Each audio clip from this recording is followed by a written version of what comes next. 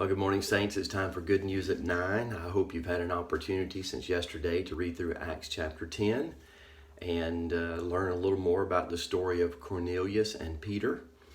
I want to emphasize this morning about Cornelius. You will recall, and as you've read through the story, you notice that Cornelius was not a Jew, he was not a Christian. He was simply a man who had information about God, and he was acting on the information that he had. He was being obedient to the limit of his knowledge. And that's an important thing to remember, that all God expects of us is to be obedient to the limit of our knowledge.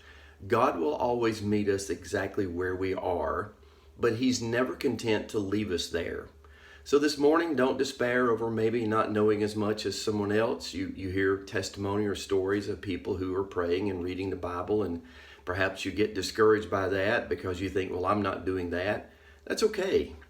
Just start where you are. God always meets us where we are, but he's not content to leave us there. So what God wants to do is to take us deeper into his word, deeper into himself, so that we're constantly learning and growing and improving.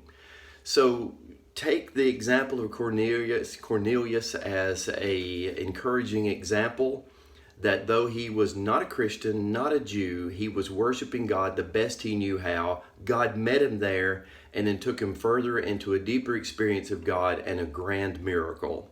So this morning, simply start where you are and trust God through the process, and he will lead you where he wants you to go. So you know what I say, get her done.